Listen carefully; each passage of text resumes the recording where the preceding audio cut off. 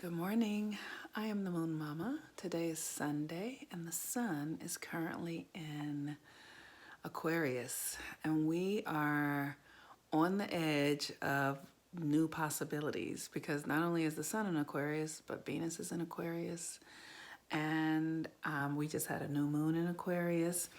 And Uranus, the governor of Aquarius, is over in Taurus. And Taurus is about convention, and Uranus is about new ideas and new possibilities and bucking the system and rebellion. And so that is the nature of Aquarius. And so the question is, what are you rebelling against? What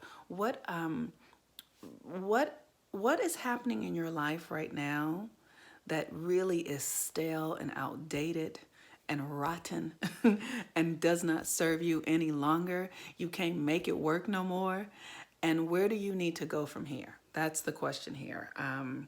This new moon energy is really propelling us forward and giving us the opportunity to break old contracts, break old identities, release old identities, and know ourselves more fully. And the moon is still in Aquarius, right? So that's what I am. I'm the Moon Mama. And so I'm here to talk about the moon. I just forgot. But the moon in Aquarius is this ability to be able to detach, right? The thing that I struggle the most with Aquarians, I'm surrounded by Aquarians. My auntie who raised me was an Aquarian or is an Aquarian. Her daughter, who I love like my own child, it has an Aquarius moon. My son is Aquarius. My best friend is an Aquarius. Like, I'm surrounded by them, right? And I love all of these people. I love them like they are my bread and butter. I love them. And I can't stand Aquarians. I can't stand it. I have another really good friend who's an Aquarian. And here's why. Because they have this ability to cut off, like to go and as if it didn't even exist before. And my feelings get so high. Like, oh my God, like I can feel it. I can feel the cold come in. I can feel the like a samurai with a sword. And just, if you could just slice a piece of silk, like that is the Aquarian energy. It can just cut away from what it is and just take on something else. And that energetic for me has always been profoundly challenging. It's just so profoundly challenging. And so but it's a aspect of who we are. We all have it. Many of us might have less percentages of it than others, but we all have that ability to just detach. And it occurs as cold, it might occur as cruel, it might occur as anything, but it's nothing. It's just the ability to detach. And how can you detach, right? When I can detach from something, detachment gives me the perspective to be rational. The opposite of detachment is attachment and taking things so personally, right? So Aquarius is where nothing is personal here. Nothing is personal. Can you just see it for what it is? So if you are in an experience of having a love challenge, right? It's like, rather than being in the story of like, they did this to me and it made me feel this way, just actually say what happened. It's like, I'll say, let me give you an example. All right. I will say to myself, this person said they were going to do this thing and they did not. It's as simple as that. Rather than they told me something, I was expecting it and I was depending on it and I'm so hurt that they didn't happen and, they lied and they're bad and they always do this. I just go, this was what was said and this is what happened, point blank. That's it. And then I walk away from it. That is the power of Aquarius. To be able to see something for what it is without any emotions or feelings. Just cut and dry. That is it. And if you can access that energy, then you can open up into a new possibility, because it's like severing a limb. It's like you just cut it off and know that you're going to have what you need in the next space when you get to where you're going. So the Aquarian energy is, to me, it's brutal. Like, for some people it's not though, but I love it. Is even as it is brutal, and emotionless and really outside of our understanding of who we are. Like it's almost like you have to walk away from something without knowing what's next.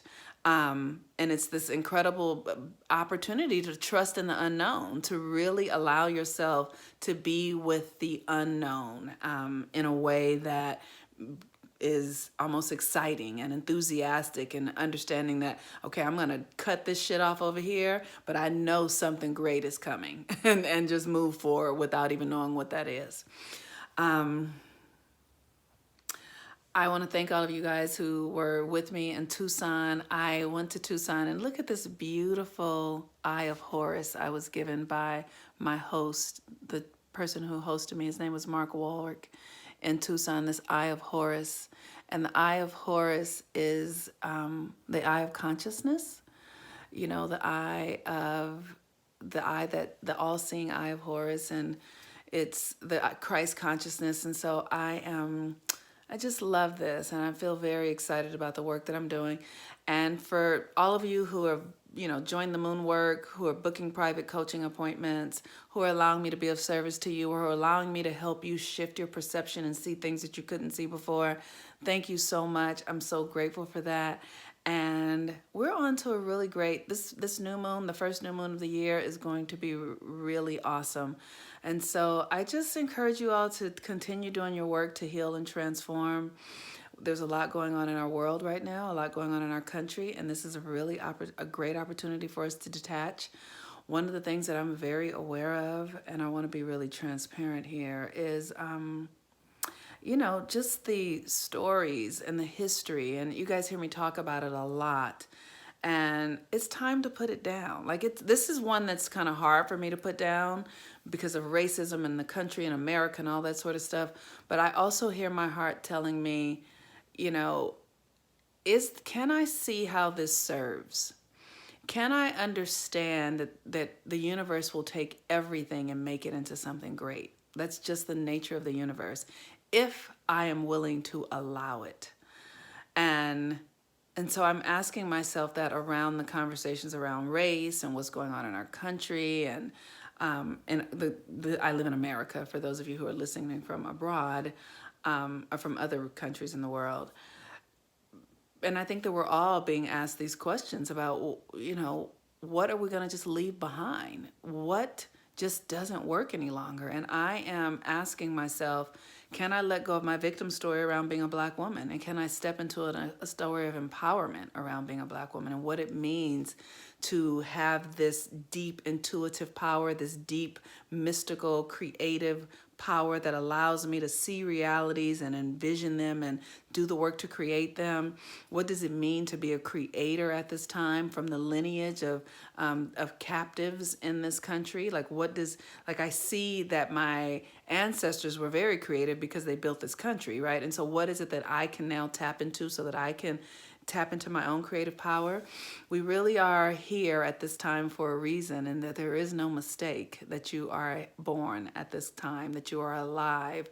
And if you are alive now, and if you're within the sound of my voice, I am encouraging you to ask deeper questions about who you are, what's possible, what you are born to do. You know, we all hold seeds within us. We are seeds. We are God's seeds. And so what are you here to sprout? What is here for you to do that only you can do?